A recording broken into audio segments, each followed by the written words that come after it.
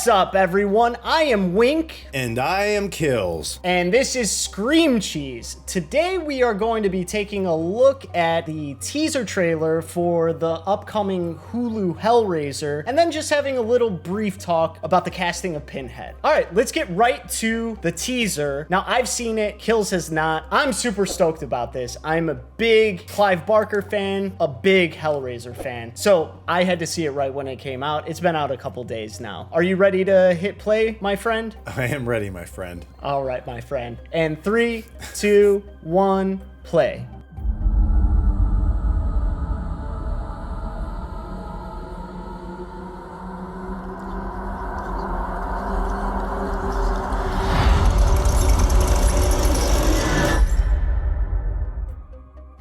Cool, man. All right, great. Well, everybody, thank you so much for watching. No.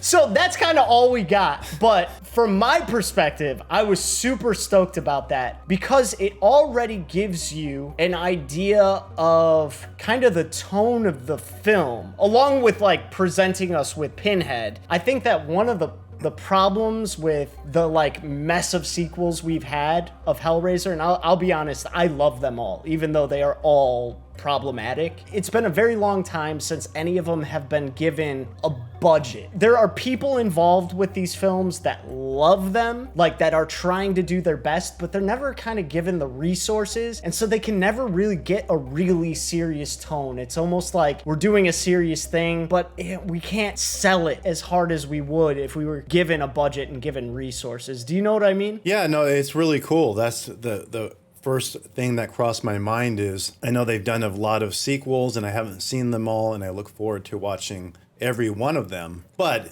now we have something that Hulu is putting out, and it's obviously going to have some type of budget behind it, so it's pretty exciting. So I was telling you that when they first kind of released that Pinhead was going to be female, that was a big deal in the horror groups. There were a lot of people that were really upset about it and felt like, what are you doing to Pinhead? And that's one of the things, like, immediately I was struck by is like, that discourse is wrong. And I'll explain why. So you can't see Skillz, but right now I'm holding up Clive Barker's The Hellbound Heart. Okay. It's the novella. I see it. I see it right there. Oh, awesome. You see it? This is the novella that Hellraiser came from. So the original film, it's almost exactly the same as the novella, the film and the book. Okay. It's been almost like 20 years since I've read it. So I'm pretty sure that Pinhead in the book was not even the lead Cenobite. And Pinhead was described as having like a girly voice. So this is actually kind of a good representation of what Pinhead might have been thought of as by Clive Barker. And now on top of it, Skillz, Clive Barker, he messes with sexuality and gender. Messing with that in the movie is like, it fits the brand of Clive Barker, to me anyway.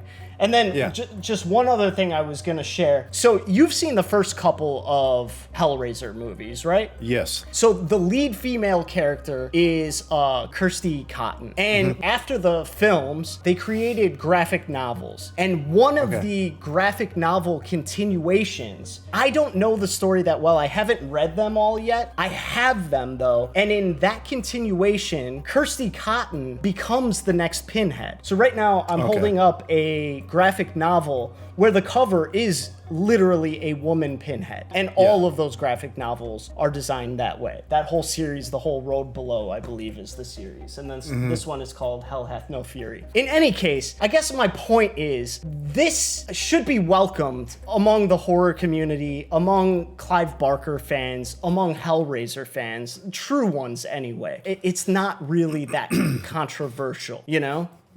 I agree with what you're saying about Clive Barker. To me, it comes down to, as long as it's true to source material, I'm okay with it. For some reason, the idea of the new Pinhead being a female doesn't deter me or bother me at all. I think it's cool. It's like you said, it feels like it belongs. And it's kind of weird because Pinhead is an iconic character, but I loved all the Cenobites. And to me, I felt like there was always room to where you could bring one of the other Cenobites to the forefront for a film, there's a lot you could do with him. I don't know. We're talking about being like basically in hell. And so to me, the idea of a female Pinhead or a female Cenobite who's the lead, I love it. And I think it's cool. And I think it totally fits the whole Hellraiser vibe and theme. So yeah, just the last thing that I kind of have to say about it, because I feel this is really, really important. For Pinhead, for a very long time, I don't know how many years exactly, we had the actor Doug Bradley playing Pinhead. Who's awesome. Yeah, he just played it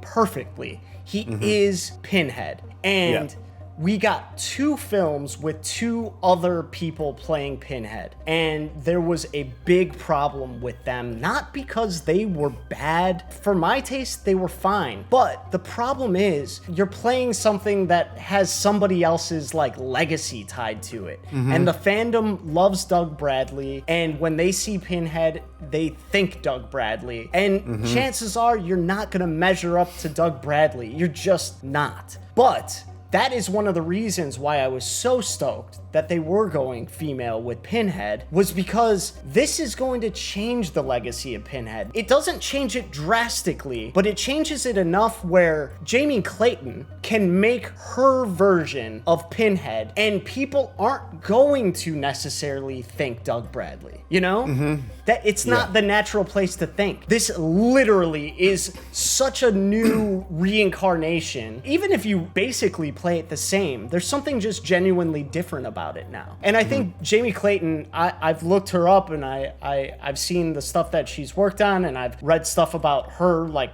personal life. I think that she is going to bring something really, really cool to this character, this iconic character. I think that she's unique enough that in this hopefully awesome new movie that is going to bring seriousness and depth back to this series. That's like my hope and my wish. I think that she is a great choice to kind of hold the reins for this kind of new generation of Pinhead. So those are my thoughts. Kills. I kind of look at it like this, and I want to believe that all horror fans will kind of feel the same way as me. No matter what you do, just give us a good story. Because if you give us a good story with good characters, good scares, and you pay tribute and you stay true to the original Hellraiser, if you stay true to that and do a really good film, sure, there's always going to be people out there that are disappointed that's not Doug Bradley or somebody who's doing a perfect impersonation of him. But I think most people will be like, the new Hellraiser was awesome. It's been a long time since we've had like a really well done Hellraiser. If they do that right, all of these other things that people are